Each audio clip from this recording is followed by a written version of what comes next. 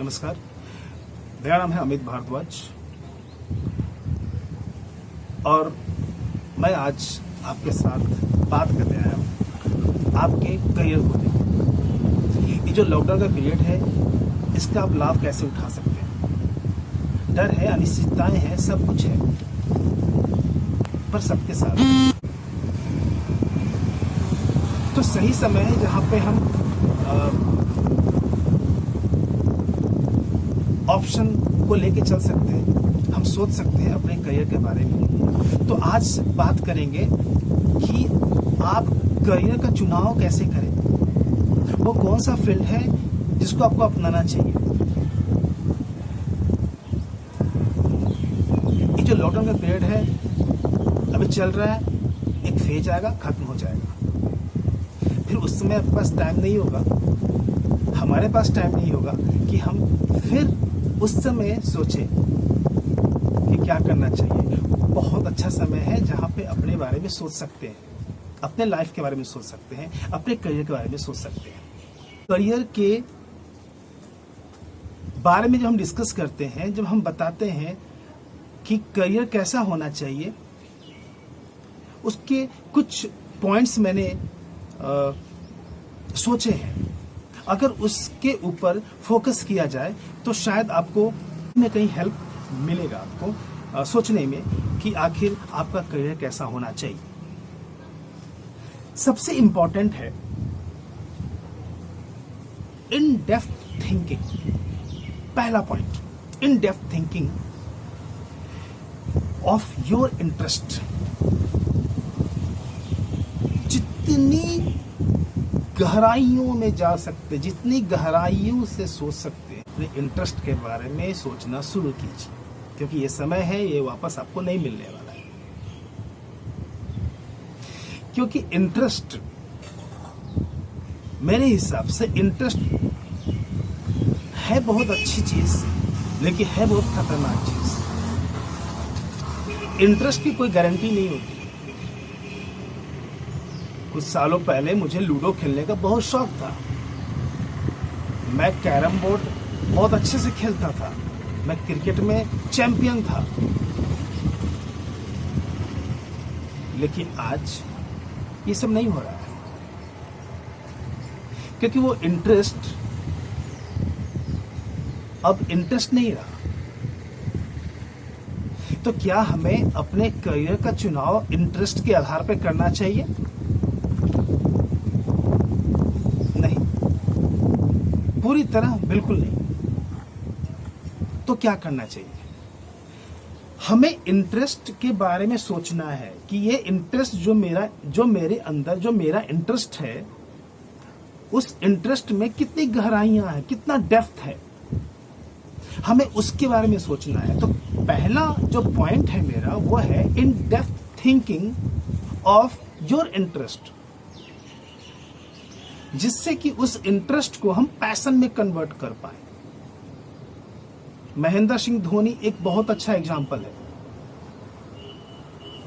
महेंद्र सिंह धोनी को इंटरेस्ट था क्रिकेट खेलने का, लेकिन क्या सिर्फ वो इंटरेस्ट था? नहीं, उस इंटरेस्ट को उसने पैशन के रूप में कन्वर्ट किया। अगर पैशन नहीं होता उसका खेलना, क्रिकेट खेलना, तो वो क्रिकेटर नहीं होता। वो एक टीसी की जॉब करता हुआ होता, एक रेलवे में, जो एक अच्छी जॉब मानी जाती है। गवर्नमेंट जॉब मिल गई और क्या चाहिए।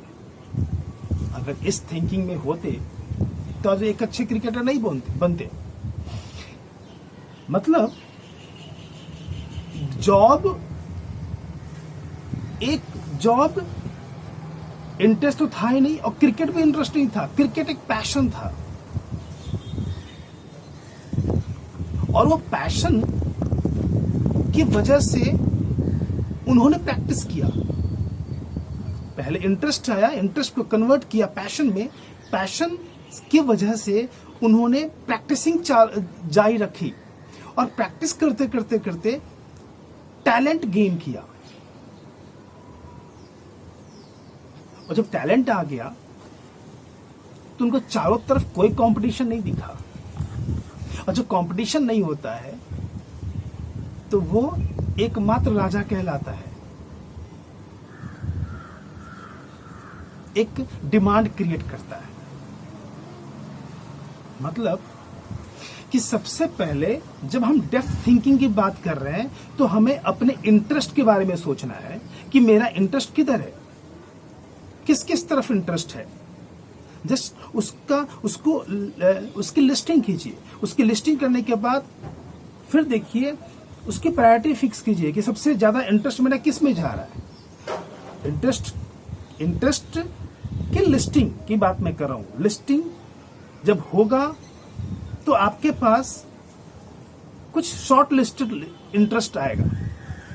जब इंटरेस्ट आ जाएगा तो फिर आपको चूज करना है कि कौन सा फील्ड है जिसके अंदर मेरे अंदर पैशन आ सकता है। पैशन की बात मैं कर रहा हूं। तो पहले आता है इंटरेस्ट, फिर आता है पैशन, क्योंकि पैशन होगा तो ही प्रैक्टिस करोगे, क्योंकि बिना प्रैक्टिस के आप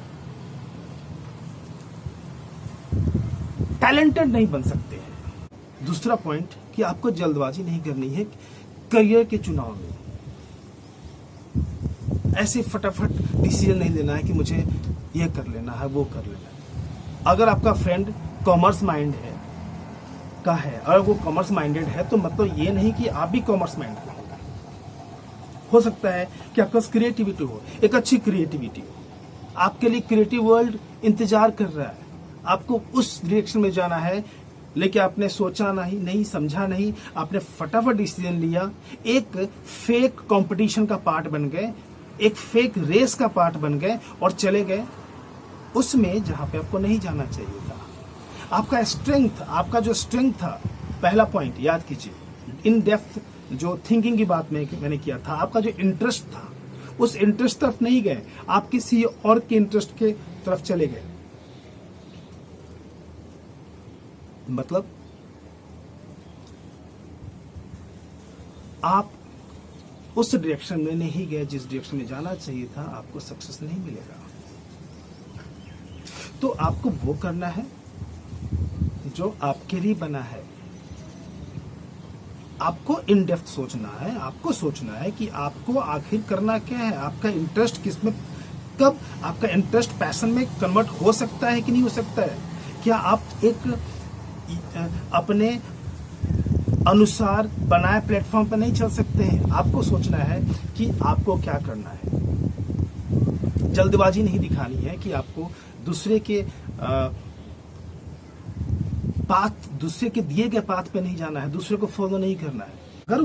अगर वो पाथ आपके लिए है सुटेबल तो जाइए, लेकिन मैं ऐसा बोल रहा हूं कि आंख बंद करके उस पाथ को फॉलो करने की जरूरत नहीं है जिस पाथ पे सब जा रहे हैं।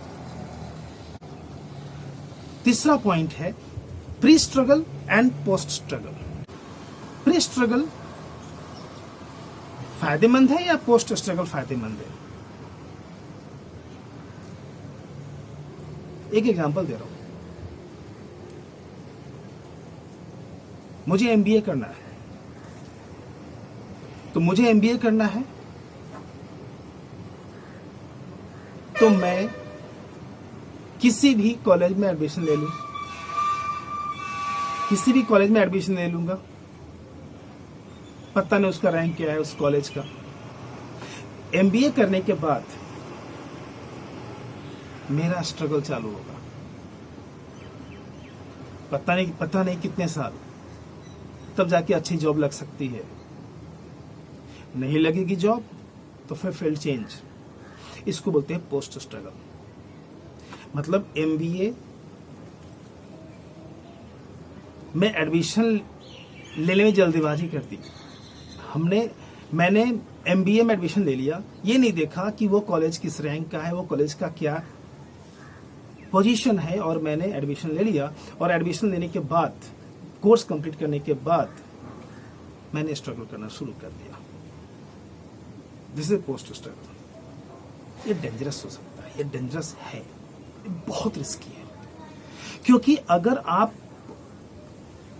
एमबीए करने के बाद स्ट्रगल करते हैं तो आपके ऊपर बहुत सारी रिस्पॉन्सिबिलिटीज का जो पहाड़ है वो आपके ऊपर दे दिया जाएगा सोसाइटी के द्वारा, फैमिली के द्वारा, फ्रेंड्स के द्वारा एक अलग तरह के कंपटीशन में फंस जाओगे। एमबीए करने के बाद, मतलब एमबीए जैसे कोर्स करने के बाद आपके पास उतना टाइम नहीं होता है कि आप कुछ और दिन वेट करें। आपके ऊपर बर्डन से लेके रिस्पॉन्सिबिलिटीज का पूरा आपके ऊपर जो है ना थोप दिया जाएगा कि नहीं, आपको तो कुछ न कुछ करना है। अच्छा, तुमने कुछ नहीं किया अभी तक, तुमने ये नहीं किया, तुमने वो नहीं किया, और फिर क्या करोगे? फिर आप कुछ न कुछ कहीं न कहीं इसी ऐसे वैसी जगहों पे जाके जॉब कर लोगे। मतलब कितना डेंजरस चीज है, कितना रिस्की है।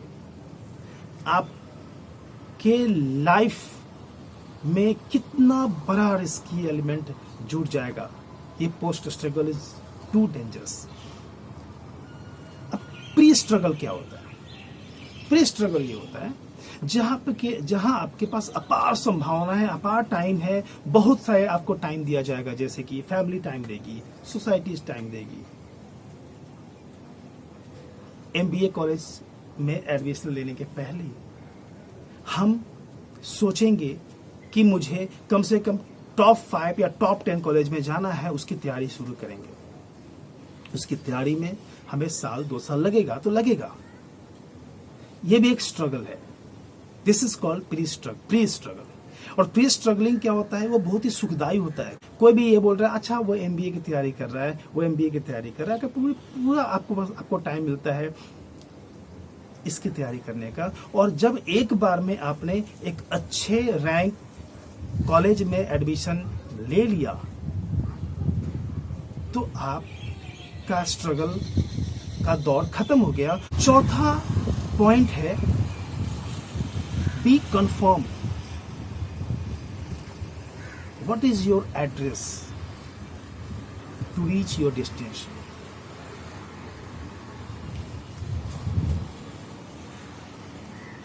छोटे से जर्नी की बात नहीं कर रहा हूं, छोटी सी जर्नी की बात नहीं कर रहा हूं। वो छोटी जर्नी क्या है? मैं सूरत में रहता हूं, मुझे मुंबई जाना है, तो क्या मुंबई जाने से पहले मैं मुंबई में जाना कहाँ है वहां का एड्रेस लूंगा या नहीं लूंगा? बट ऑब्वियस लूंगा। एक छोटी सी जर्नी के लिए हम क्या क्या करते हैं? एड्रेस लेते हैं, हम ट्रेन की टिकट लेते हैं, हम कंफर्म टिकट, जब कंफर्म सीट होता है तो हम निकलते हैं, वरना नहीं निकलते हैं। हम तब जाते हैं जब पूरा कंफर्म होते हैं कि मुझे जाना कहाँ पे और किससे मिलना है। फिर हम ट्रेन पकड़ते हैं और निकल पड़ते हैं, अपने डेस्टिनेशन तक पहुंच जाते हैं। छोटे छोटे ऐसे आपको कितनी जर्नी तय करनी पड़ती है आपकी लाइफ में। लेकिन एक बहुत इंपॉर्टेंट जर्नी आपके करियर, आपके फ्यूचर के लिए, तो वहां पे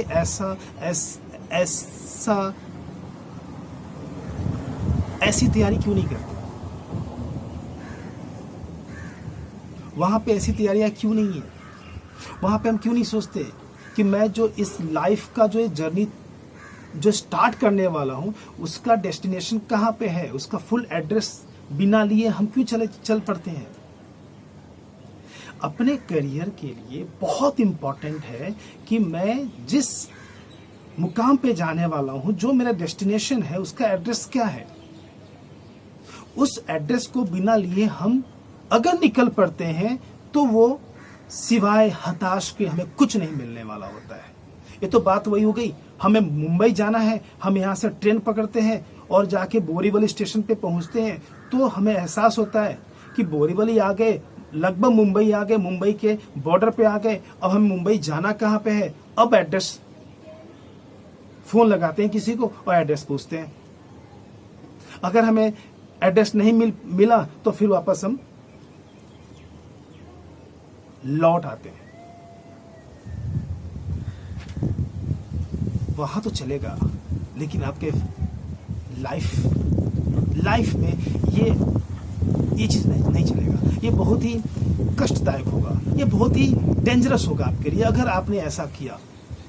अगर आप करियर, एक आपका जर्नी है, करियर का चुनाव करना बहुत इंपॉर्टेंट है।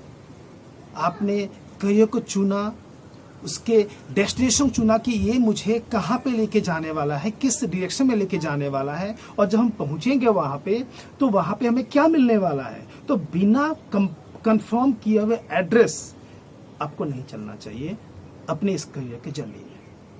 चाहे इसके लिए कितना भी आपको रुकना पड़े, वेट करना पड़े, जब तक सीट कंफर्म ना हो, जब तक आपका माइंड क्लियर नहीं हो, तब तक आप इस रास्ते पे ना निकले। ये मेरा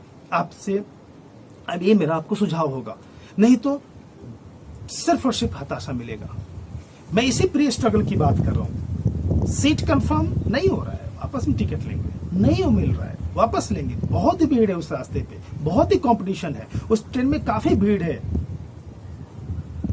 हम बार बार टिकट लेंगे, टिकट कंफर्म नहीं होगा, अंत में टिकट कंफर्म होगा, फिर हम जाएंगे उस रास्ते की तरफ।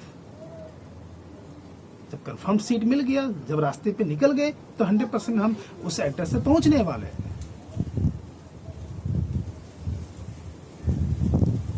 तो एक गांठ बांध ले कि जब तक हमें एड्रेस नहीं मिलेगा, जब तक हमें वहां का डेस्टिनेशन हमें पता नहीं होगा कि मुझे जाना कहाँ है, हम कुछ भी डिसाइड ना करें, उस रास्ते पे ना चलें।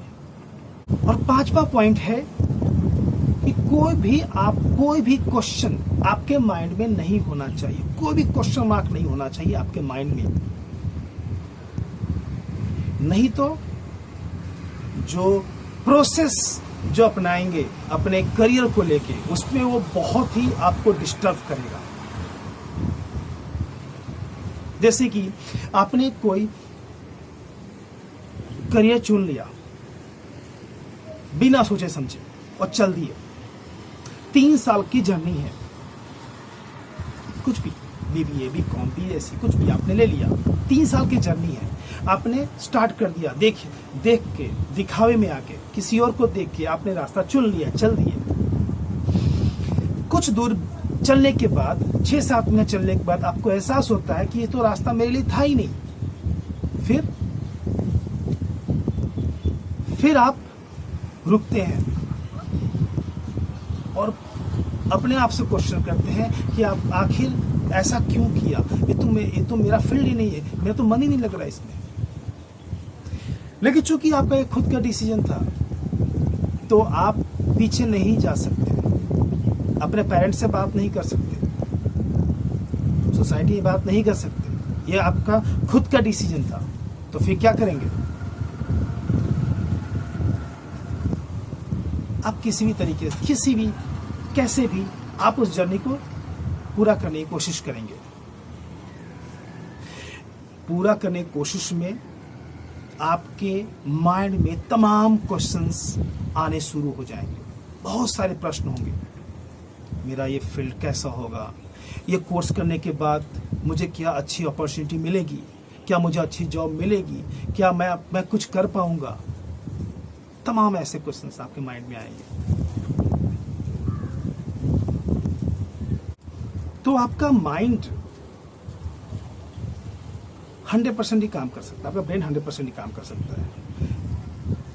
दिन भर में आप 50% तो ये सोच में बिता देते हैं कि आखिर क्या होगा, आखिर ये कोर्स करने के बाद, कंप्लीट करने के बाद मुझे अच्छी अपॉर्चुनिटी मिलेगी या नहीं मिलेगी, मैं जो बनना चाहता हूँ, मैं जो करना चाहता हूँ, मैं कर पाऊंगा या नहीं कर पाऊंगा, मुझे अच्छी जॉब मिलेगी या नहीं मिलेगी।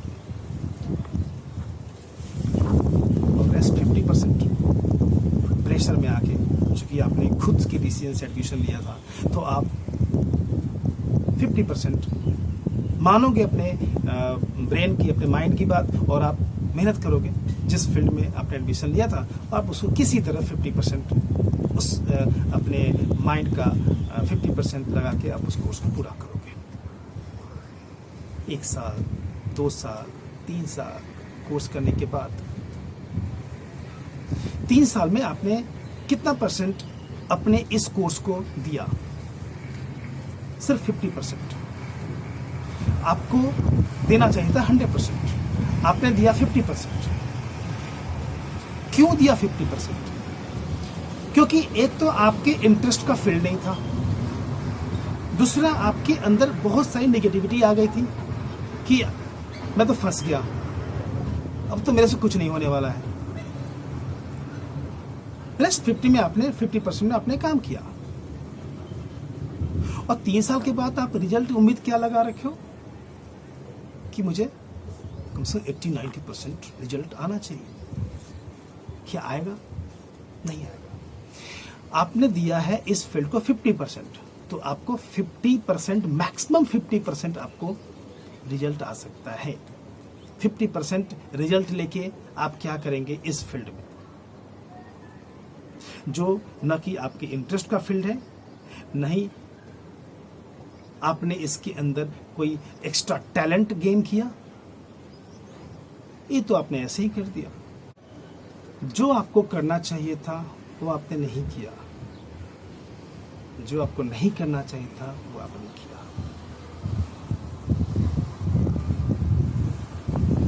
तो ये जो मैंने 5 पॉइंट आपको बताए, ये बहुत ही इंपॉर्टेंट है। ये जो अपने लॉकडाउन का पीरियड है, आप इसे सोचें, रिसर्च करें, अपने बारे में सोचें, इन डेप्थ थिंकिंग करें। मैं वापस से आपको वो 5 पॉइंट थोड़ा संक्षेप में बताऊंगा। सबसे पहला पॉइंट है इन डेप्थ थिंकिंग। दूसरा पॉइंट है जल्दीबाजी ना करें करियर को चुनने में। तीसरा पॉइंट है प्री स्ट्रगल को अपनाएं, पोस्ट स्ट्रगल की तरफ मत जाएं। चौथा पॉइंट है कंफर्म करें अपने उस एड्रेस को, जिस डेस्टिनेशन की तरफ आपको जाना है, जिस डायरेक्शन में आपको जाना है, उसका एड्रेस क्या आपको पता है। बिना सोचे समझे, बिना कंफर्म आपको उस रास्ते नहीं जाना है। और पांचवा पॉइंट है कि आपके माइंड में कोई भी क्वेश्चन हो, उसका आपको आंसर पहले ढूंढ लेना है बिफोर स्टार्ट योर जर्नी। अगर आपको किसी डिजाइनिंग फील्ड में करियर बनाना है, जैसे फैशन डिजाइन, इंटीरियर डिजाइन, तो उसके लिए एक बहुत अच्छा ऑप्शन है IDT का, institute of design and technology, Surat में। इसके काफ़ी 10 सेंटर्स हैं पूरे इंडिया में। और अगर आपको इसमें इस फील्ड में अगर आपको करियर बनाना है, तो मैं आपको इसमें काफ़ी हेल्प कर सकता हूँ। आप मुझे डायरेक्टली फ़ोन कर सकते हैं, आप मुझे मेल कर सकते हैं। Thank you very much and all the best.